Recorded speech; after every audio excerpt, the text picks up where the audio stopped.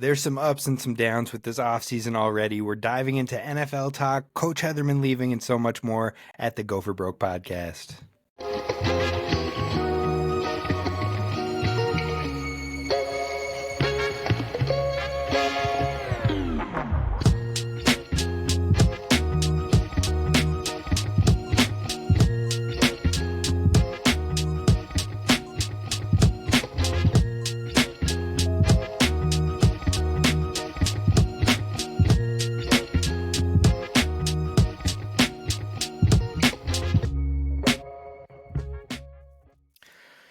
What up, y'all? You're listening to the Gopher Broke podcast here with Kane, Rob, and Tristyn Spann-Ford. We're here to talk Gophers for you once every week, and today is that time of week. Hopefully it's starting to become your favorite time of the week as we talk some Gophers football, but we've also got some negative news on that front. But before we get into the positives and negatives, Tristyn has something he'd like to get off his chest. This is going to be a shock to me as well as you, the listeners, so I'm tapped in. What are we hearing here? It's nothing dramatic. I needed to talk to you about it because it's very stressful to me. And I hate it. I hate it so much. Okay. I don't know who I need to write to, if it's the Youth Sports Association of Minnesota, MYAS or something. So a couple weeks ago, we go to a tournament. My oldest is 11, so we're playing travel ball. And we go to a tournament and they win all their games and they take first place and they send them home with a blanket instead of a trophy. A blanket. Brother, it was a blanket, a thin, cheap blanket. Okay? And so I was mad. I was mad right away. I'm like, these guys can't get some hardware. Like, this is ridiculous. Yeah, so you gotta hang it in the trophy case. Yes, that's what I'm saying. Nobody wants a blanket. So then this past weekend, we go to a tournament. They take first again, and they give them a cinch sack. Like, instead, like a backpack. It's insane. This is egregious. Like, what are we doing here? It can't be cheaper. We're trying to get kids to quit sports. You know, all these parents were out there saying, you know what, we can't give trophies for everything. We can't. So they're like, let's just not give any trophies. Let's give a cinch sack and a blanket. I want something. I want my child to bring home something that he's going to leave at my house for 20 years. I'm going to throw in a box and eventually just be able to give back to him. I want it to collect dust. I don't want these usable things. What are we doing here? At least a t-shirt. A t-shirt is better than a blanket and a cinch sack. It's like a cheap little flimsy cinch sack. I'm so mad about it. Is the blanket at least like, does it have like a logo or something on it, or it's just a plain blanket? It says, I think it says Alexandria. It might say Alexandria on it, like the tournament. But still, it's so thin. Like, what? I don't even know when you would use it. It covers like two of my kids' legs, like one leg maybe. It's awful. I was like, this is terrible. And all the kids are super excited. I was like, no, you guys need to be mad about this. I'm mad.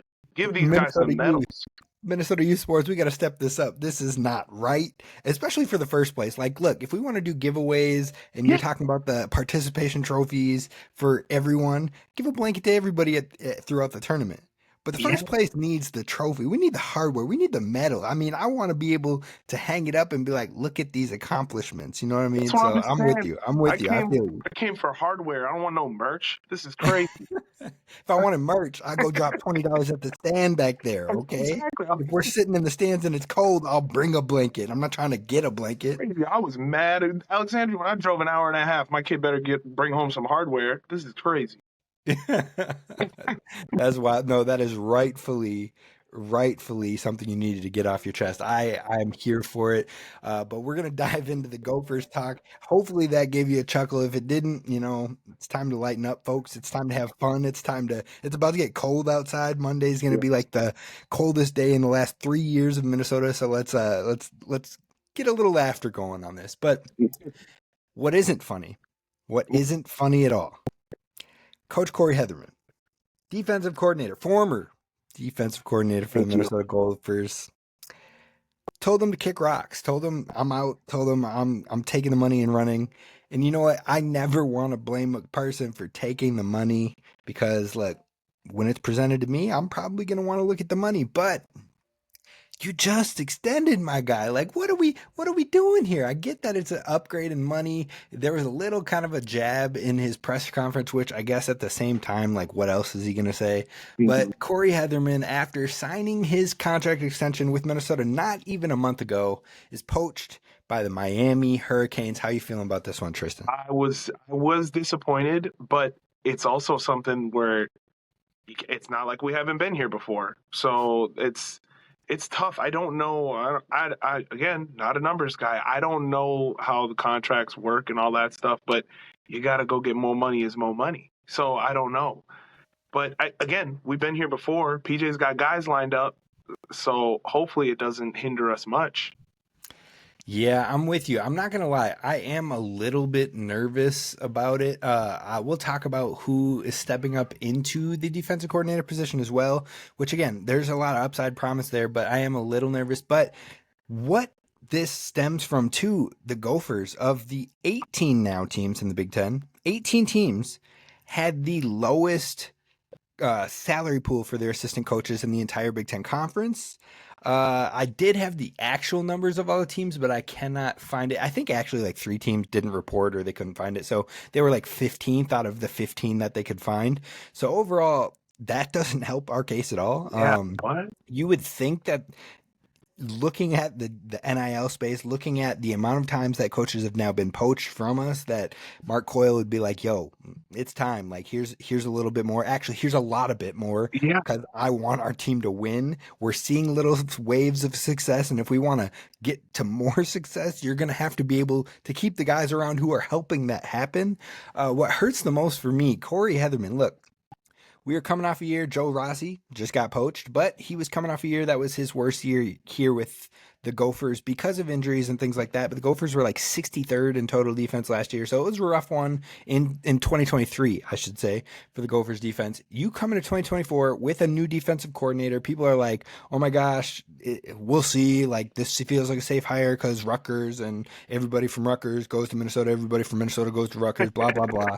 You know, but it wasn't safe when you looked into the details of it and you looked at he had experience at JMU. He had experience at other lower schools. He had experience playing and being on the offensive side of the ball and then switching to the defense and the elements that were leading to success in his career path. That was all promising with Coach Corey Heatherman, and it turned out his first year with the Gophers as the defense coordinator, 12th in the nation in rush defense, 10th in the nation in pass defense, 5th in the nation in total defense, 9th in the nation in scoring defense. So the top 4 categories in defense, he was top 10 with the Golden Gophers in year 1.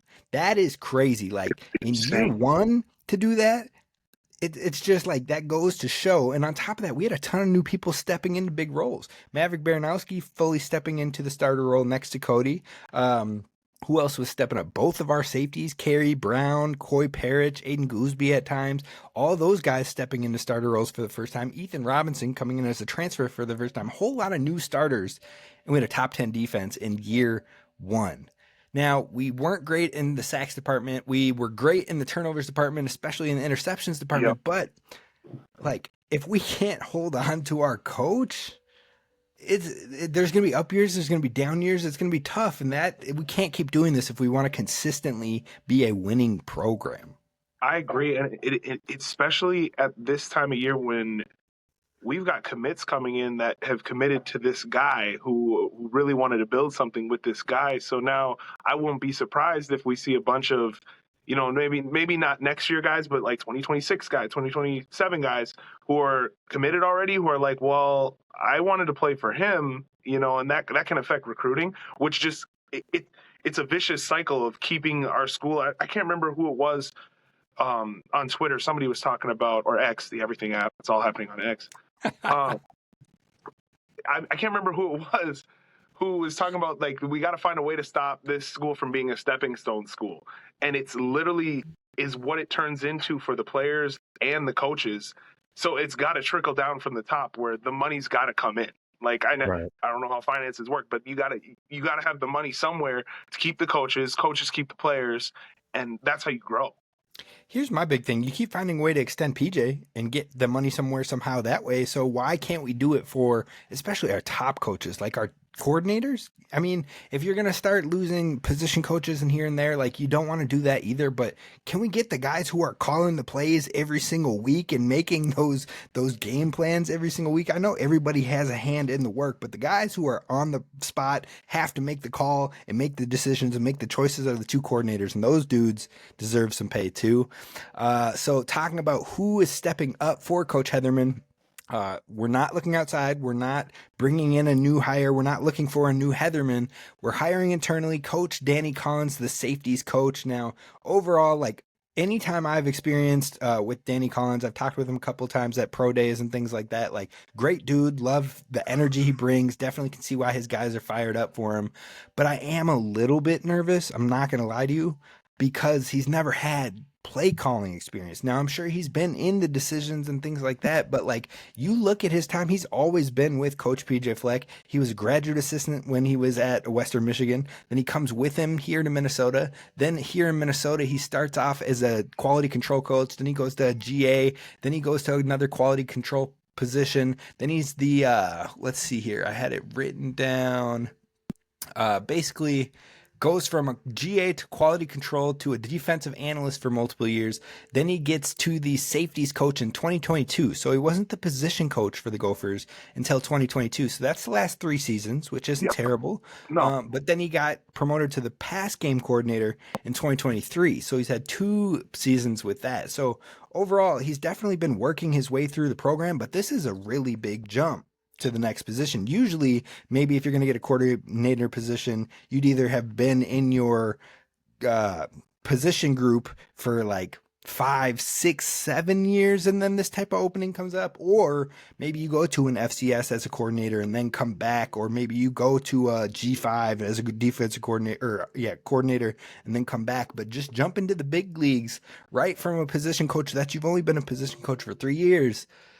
It's tough. It's a lot of pressure. And so overall, I think he has the potential to be very good. I mean, look at the dudes he's worked with: Coy Parrish, Tyler Nubin, Jordan Howden.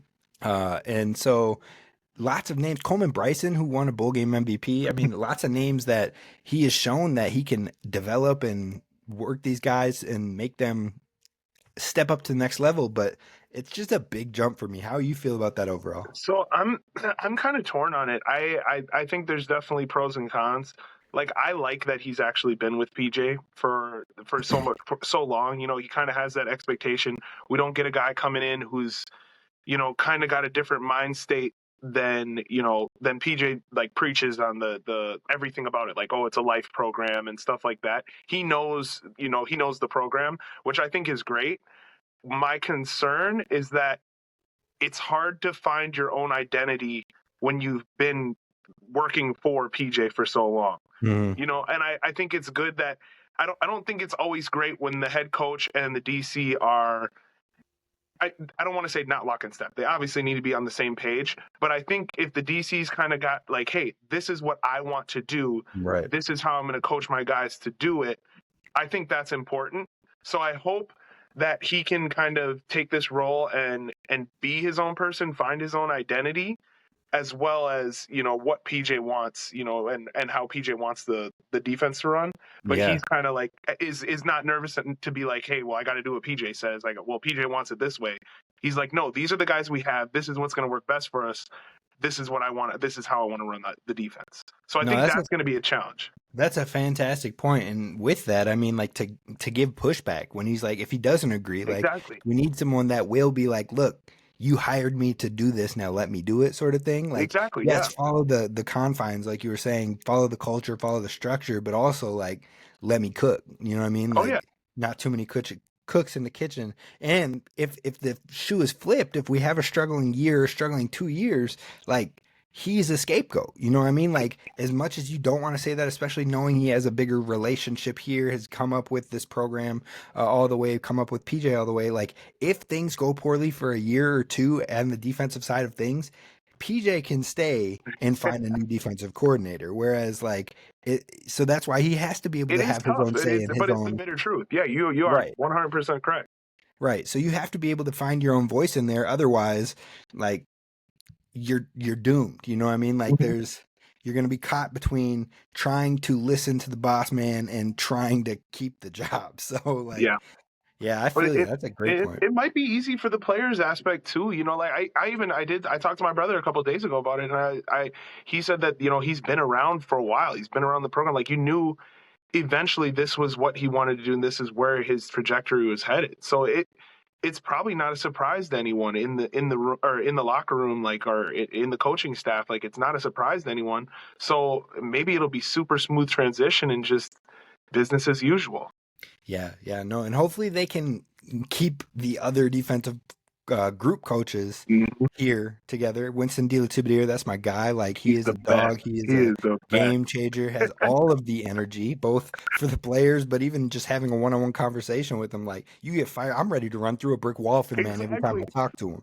So Exactly. him, Nick Monroe, Swag Daddy. If you got a nickname called Swag Daddy, and he's been showing it with these cornerbacks, like, hopefully they can keep those guys. I think if you can keep them as a unit, which it sounds like they had great chemistry, great like overall communications between how they could attack and do different things, and like strategizing together, even with Corey Hetherman. It sounded like that group, the whole defensive group, was super lockstep and tight. Hopefully those three can stay. And then they are bringing in Mariano Sari-Marin. He's been assistant over the last year or so, and now he's going to step into that linebackers coach role. I'm You so you know, excited for that. yes, you know we're down for that. Like, He was already a coach. He spent 4 years as a coach on the field. He was right. a field general. So I'm so excited for that. No, I feel that 100%. And like, I've been on the field with him as an assistant, and the dude is fired up. He's like running across he's out there running with the Yeah, players, I sprinting. was Like, if about to I'm say beating you, get it on the line and get it again. he's gonna be the perfect linebacker coach. He's that linebacker coach that's just a little bit too aggressive during practice. He's like, Coach, do you need to go put some pads on and blow some steam? Because this is crazy. Right. So overall, I'm hoping Danny Collins has some success. I think he has a lot of high upside, high potential, but hopefully he can speak for himself in that room too without feeling pressured, having so much loyalty and connection there. The last thing I'm going to say on this defensive coordinator front, Coach Corey Hetherman, they asked him, why did he choose to leave Minnesota for Miami? And this man said, I want a realistic chance to play for a national championship. Like, it's basically what he said. And I'm like, damn, dog. Like, You don't you have to gotta. say it like that. I'm saying, like, can Does he we? know I have us going 10-2 next year? He doesn't even know that. That's crazy. I mean, bro, can we not burn? I'm sure he's not. Well, I was gonna say, can we not burn the bridge? And then I was like, well, maybe he's not. Well, Yeah, actually, maybe the fact that you just signed an extension and then said peace out, that's probably burning the bridge. There's probably so no return on that one. it's Yeah, it's like, but damn, like, can we be gentle with it? Can we, like, my goodness. But anyways, we're gonna move on. We're gonna move on past Corey Hetherman. You know, good luck in Miami. I hope you don't win a national championship, but I hope you do have success. Hopefully, your family is living the good life with that new paycheck and life in Florida. Um, let's talk about the Gophers in the NFL. Let's talk about guys next up mentality. I think this class has a really good chance to be a special class for the Gophers, not only in the NFL as a production, but in the draft itself. I think this could be the year that PJ has the most guys drafted from his program. And I mean, it makes sense too. All of these guys, every single one of these guys is a PJ Fleck recruit. You know what I mean? Like, there's no carryover from old coaching or anything like that. I think one of the guys, we'll go through them here in a second, but I think one of them, two of them that have a shot that could get drafted are transfers, and the rest are all PJ recruits. So, I mean, overall, we've seen one drafted last year, three drafted the year before, four the year before that, 2, 5, 1, 0, 1 in PJ Fleck's time here. I think we can break that 5. I think we can get 6 Gophers drafted this year. I don't think that's just optimism, but I want to hear who you think has a realistic shot at getting drafted before I dive into some of the names. I mean, we got to start off with the Arianti Ursay. I mean, that's a no-brainer. He's probably is he the first one you think to go? Oh, for sure. Yeah, like I mean, this year we had some weeks, but I think overall his career-wise, like he's been a stud. So Yeah, I'm with you. Ariante Ursary. So there's 3 guys in the Senior Bowl this year. Ursary, Ja Joyner, and Cody Lindenberg. All three of them got Senior Bowl invites, so I think all of them are on the fast track to get Yeah, drafted. Now, just because you go to the Senior Bowl doesn't mean you get drafted, but it does give as we know you firsthand. right that still bullshit to this day. I mean, like super dog water. Overall, you look at some of the tight ends that got drafted, even in those late stages. I was That's like, all right. what are we doing here? What are we That's all doing? right. That's all right. And you know what? Some of those tight ends did not make a roster, and our boy did. So Exactly. stamp it, stamp it. But overall, uh, being on the Senior Bowl doesn't mean you'll get drafted, but at the same time, it gives you the best opportunity, in my opinion. And it probably means you can probably, even with some success at it, get a combine invite, which will definitely help too. So I think all three of those guys will be guys most likely drafted.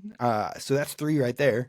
Yeah. And then I think three other names to consider: Justin Wally, Tyler Cooper, both in the Shrine Bowl this year, which is that kind of second bowl on scouts' radars to most people's perception. Max Brosmer's in that bowl as well. I'm not putting him in the very likely to get drafted, but he does have a chance. I think he does. My six that I think are very likely to hear their name, I would be like pretty shocked, or they would have to have pretty bad like pro days and bowl experiences and things like that, is Ariante Ursery, Ja Joyner, Justin Wally, Cody Lindenberg, Tyler Cooper, and Daniel Jackson. I Yep. think those six all hear their name called. If they don't, I would be shook. I would be like, what are we doing here? Yeah, How none do of you them are feel really about on the those? fence for me. Like of those six, they all I think definitely get their name called. Right, right. No, I'm with you. And before people are like, Tyler Cooper, well, maybe he doesn't. This dude was one of the interior guards that was the best graded player all of 23 and a lot of 24 before the injury as well. Like, there's a reason he got that Shrine Bowl invite, and I definitely think he's on a lot of people's radar. But let's talk about Max Brosmer. Do you think he has a chance at getting drafted? How likely do you think it is? Maybe where do you think he could go? What range are we looking at if Max Brosmer was to get drafted? I think Max Brosmer actually has. I mean, I'm thinking day three, like later rounds. I definitely think because I don't see why you wouldn't take a shot on him. I mean, this year he didn't have what he had maybe one down week, and we probably still won that week. Like the week one was probably one of his worst weeks of the season. So I don't foresee. You can't look at the tape and tell me that he's not deserving of a shot in the NFL at least. You know? Right. No, I agree with you. I think, especially, I think I mentioned it on the last show, but I think that as coaches get to see him like in Yeah. person and get to see him and the command that he brings and the leadership that he brings and just the high IQ and get some board work. Like if Max Brosmer can go out there and do really well in the Shrine Bowl, which like we've said, extra eyes there this year with Shador Sanders being there. If he Yep. can go there and do well, that means he could see himself in that top 10, top 15 quarterbacks group. And if you can get in that top 10, top 15, you can get a combine invite. If you can get a combine invite, you can get interviews with coaches, and that's where you get to the board work. And that's where you get to his strength, where people will walk away and be like, holy hell, who is this kid? Is he a coach or is he a player? What are we doing here? Like, that's where he can really shine. So if he can shine enough at the Shrine Bowl to get a combine invite, I think that at that point, you'll see Max Brosmer get a draft shot, and maybe it's sixth round, maybe it's seventh round, but it doesn't matter. Go get a draft spot, get on a preseason opportunity, and then you can shine from there. So Max Exactly. Brosmer is definitely one of those guys I'm excited for, and I think he can build his stock as we go. Yeah, I think Max Brosmer. I think he's going to find himself on a roster spot, on a roster regardless, drafted or undrafted, just by the way he works and by the way he grinds, and just like you were talking about, it's all like the little intricacies and the intelligence that he has, the IQ level. Some coach is going to be like, yeah, we got to have him in the QB room to at least see what he's got. So I definitely think he's going to find himself on a roster at least for sure. All right, I want to get your thoughts on this before we dive into any more names we haven't brought up yet. Daniel Jackson is a name I mentioned. I think he is a guy who locks into a draft spot. Now, I don't know if I'm wearing rose-colored glasses here or gopher-colored glasses, whatever you want to say. Do you think that that's a lock? Now, I know we're kind of homers. We both like the Gophers, cover the Gophers now, but like to see the crazy catches this guy makes, to see the love that he got from defensive coordinators and things, one would think he'd be valued and coveted, especially even if it's a day 3 pick. But the more I think about it too, he didn't get a Hula Bowl offer, which is crazy to me. He doesn't have a Shrine Bowl offer, to my knowledge, and I didn't expect he was going to get a Senior Bowl offer just because they always go with like the people who've been hyped for years and Yep. years. So it's like whatever. But he hasn't had any bowl offers. He probably won't get a combine offer. So really, his only opportunity to go out there and stand out might be the pro day, and then hoping that his agent works some magic too. Is it a lock, or is it something that I'm overthinking now, or what do you think when it comes to Daniel Jackson? I definitely think we both are looking at it with a little bit of bias. I mean, just because we've consumed all the tape, we've seen all the film he's ever put out, and so I think there's a little bit of a bias. I don't know if I could call it a lock, only because I think back to even last year with, I mean, that's not actually, it's not comparable, but I think that it's tough being from Minnesota and being a Minnesota wide receiver because it's not a school that produces wide receivers, and we didn't have like this super flashy season. Like even this season wasn't his best season, and so I think if this year would have been equal, was it his best season? No. It might have been. It might have Oh, was been. it? It might have been. Maybe I Not take that back touchdown then. wise. Not touchdown wise, but Yeah, that maybe that's what I'm just thinking then. But either way, I think realistically he's gonna have to do it the hard way. Like I think he's gonna have to be every opportunity he gets prove himself, and I think once he finds the right team or coach to see him, he's going to be an absolute stud in the league. Like I really think he's going to be a very very good receiver in the league, but he's going to do it the Wes Welker, Julian Edelman way. Like he's not going to be, if he gets drafted, it's late, and if he doesn't get drafted, he finds a roster spot and he has to fight for his spot, and then once he hits the field, he's going to be a stud. That's what right. I would say. He's one of those guys too that it's like, some coach in some Yeah. team out there is just like crossing his fingers that nobody else discovers him. Like he's got him Yeah. on his list as a deep gem. He's trying to convince his head coach like or his GM, this is the guy we need to take on day 3. But he's just like this dude. Like I don't think It's anybody else is talking about him, and we need him. if you are not a Gophers fan listening to this right now, he's going to be that guy in your fantasy football league that somebody picks up, that Puka Nakua, who somebody picks up and is a stud, and you're like, who the hell is that? What happened? Like what? How was this guy not on my big board? That's what's going to happen. Yeah.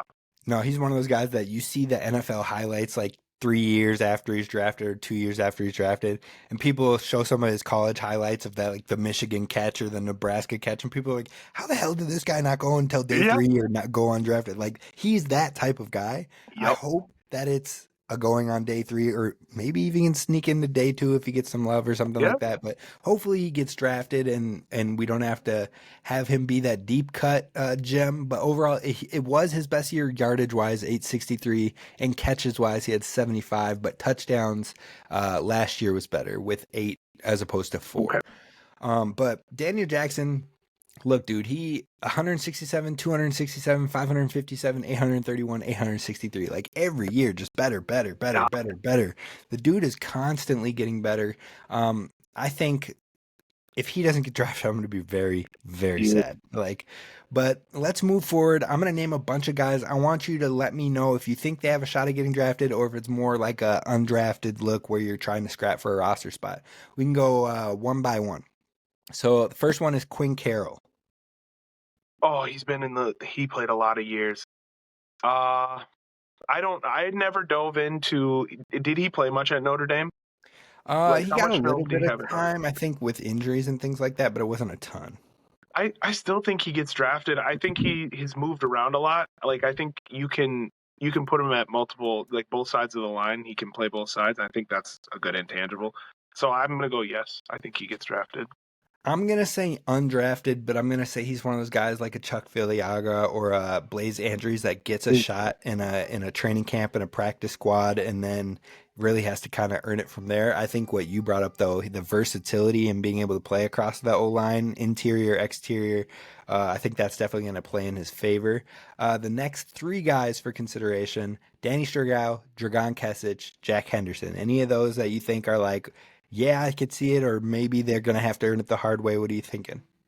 I unfortunately I think they might all three be earn it the hard way. If this was last year, Dragon I think might have gotten drafted. I really do.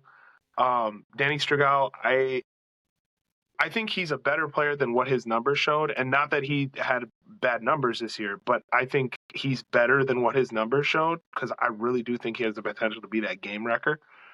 But I think that's going to be something he's going to have to prove, unfortunately.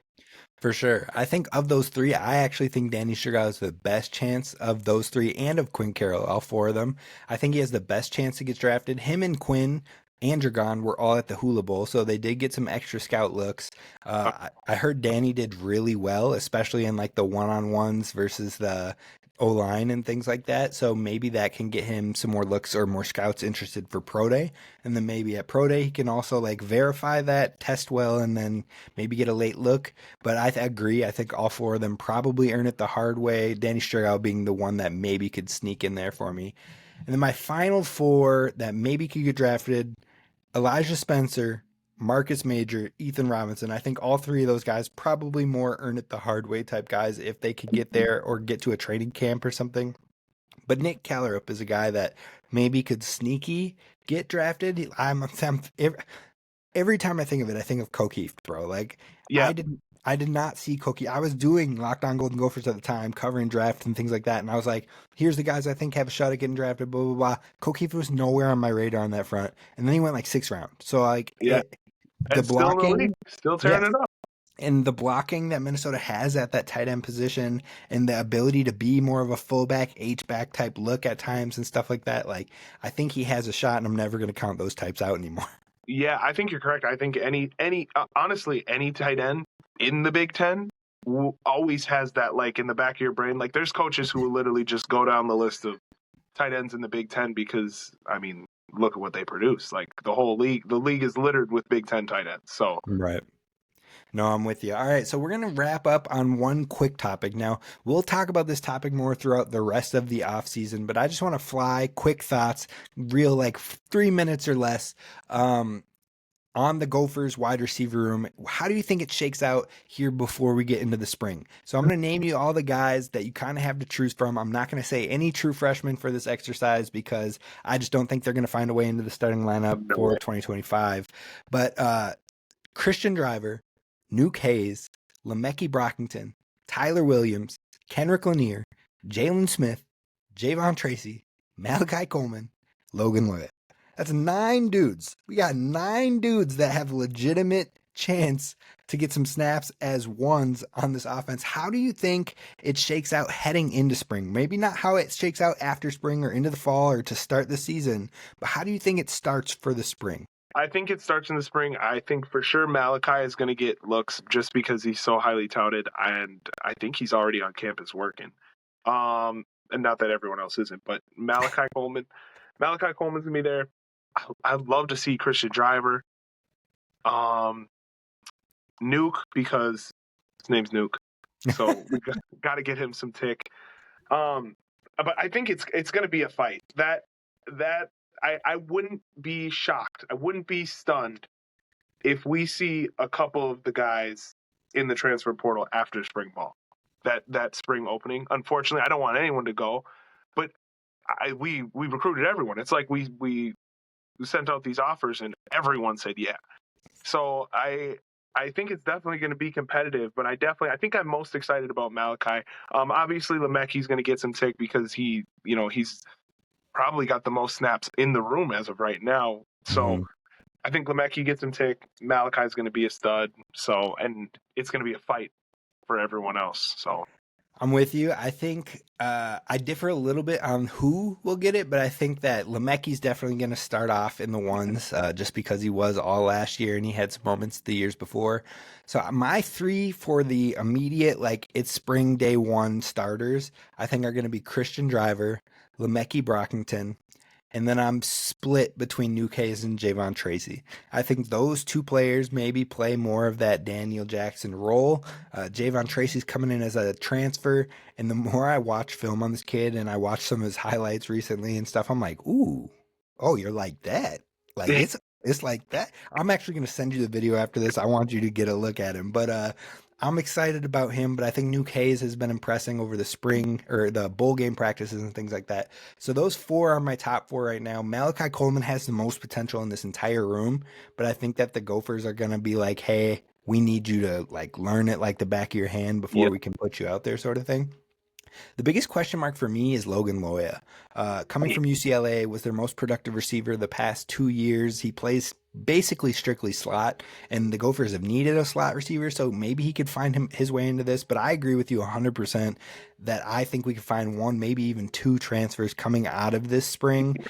So we're going to keep our eyes posted for it. Let us know your thoughts on the wide receivers room down in the comments. And like I said, we'll talk about this as the spring goes on and stuff like that, but we just want to get the juices flowing. Let us know other topic ideas that you want for future shows in the comments below. Feel free to message either one of us on Twitter if you have thoughts for different ideas we should talk about as this offseason goes. But this is Gopher Broke Podcast. We hope you're here and subscribe, tell others about the show, and we're going to keep this going for you once a week, every week. Anything else for the people, Tristyn? No, that's about it. That's all I got. Give the kids trophies. Give the kids trophies. Give the kids trophies. We'll see y'all next time.